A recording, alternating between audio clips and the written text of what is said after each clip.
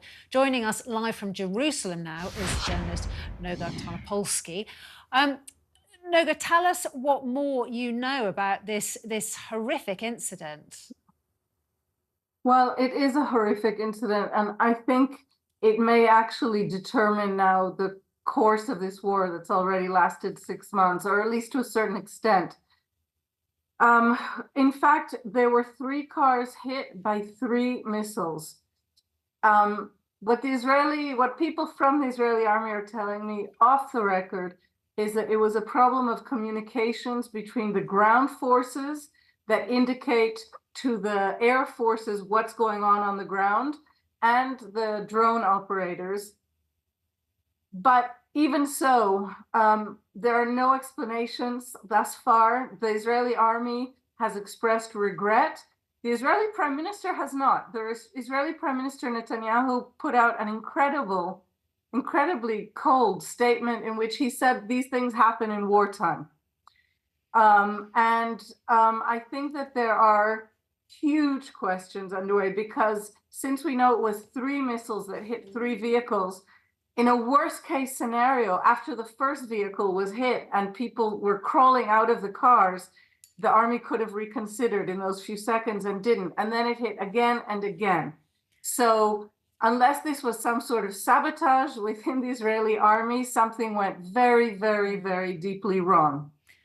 Because just in case people don't know how these things work, when you do have humanitarian aid or journalists or people who are meant to be protected in the theatre of war, normally they have told the authorities or the Israeli army in this case, when and where they will be going in to deliver aid and to get out. Again, normally on the top of the vehicles, there would be some sort of identifying number or code or name to say, basically, to the Israelis, we are humanitarian, we are charity workers, or we are press, don't attack us. So, as you said, clearly, your sources are saying a very bad lack of communication between ground forces, but also between those who are au fait with that information of who's coming and who's going, who's the enemy and who's not. So that lack of communication wasn't there. And very interesting that you were saying there, 3 missiles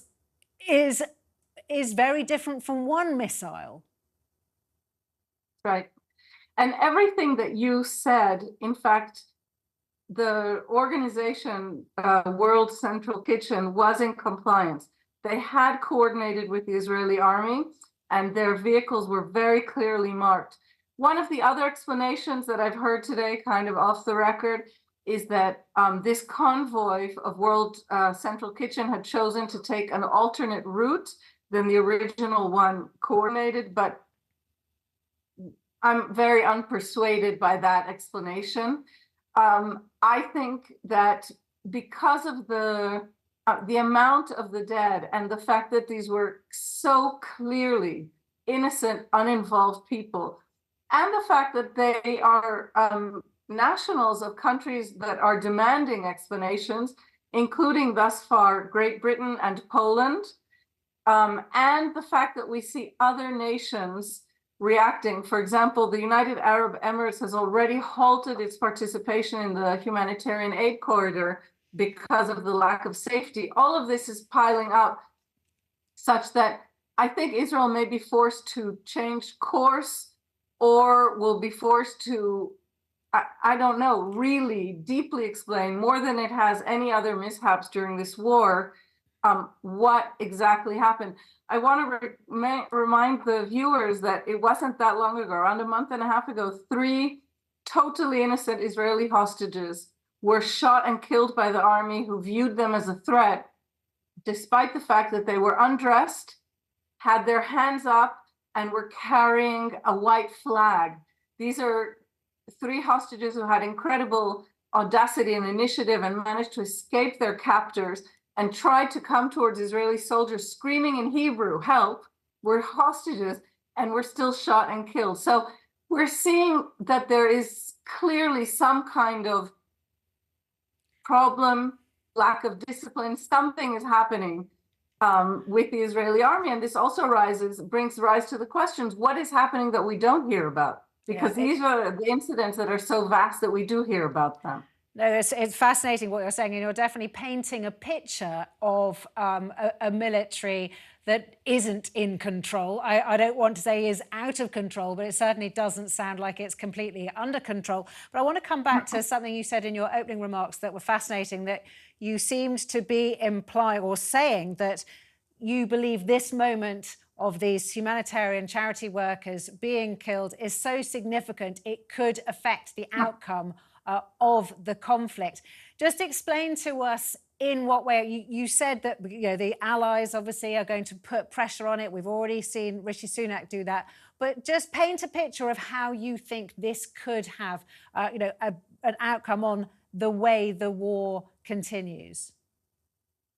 I think it could seriously impact the course of the war, because Israel has already sort of worn out the diplomatic patience and indulgence of its closest enemies, closest allies before today's disaster. Israel has refused US requests to put a serious proposal on the table for Gaza a day after the war. Who will rule Gaza after Israel leaves?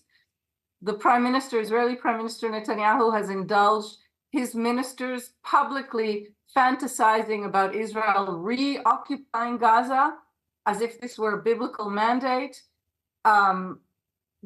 Israel is completely dependent on the replenishment of arms that it has benefited from the United States. So what we see is basically a confluence of pressures and events. And this particular incident, it's different than the other ones. Let's say the tragedy that happened to the Israeli hostages can be considered somehow a catastrophic friendly fire accident. And there were many other incidents during this war in which Israel was blamed, but upon further examination, like the Al-Ahli hospital early in the war, it turned out that Israel either wasn't responsible for the explosion, or, as in the case of the stampede, when I think more than 100 Palestinians were killed around an aid truck, things appeared to be more ambiguous once an examination was undertaken.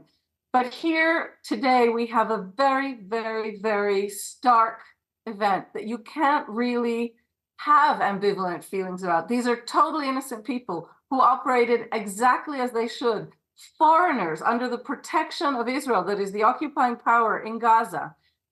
So in such a stark situation, I think even if Israel conducts the sort of investigation that it must, and even if heads roll, it's just difficult for me to see how its closest allies are going to keep saying, well, yeah, Israel should keep this operation until it eradicates Hamas. Noga, you've explained that brilliantly, and I think the message that comes over loud and clear is that this story is going to change the course of the conflict, and is a story that isn't going to go away because those allies are not going to allow it to go away.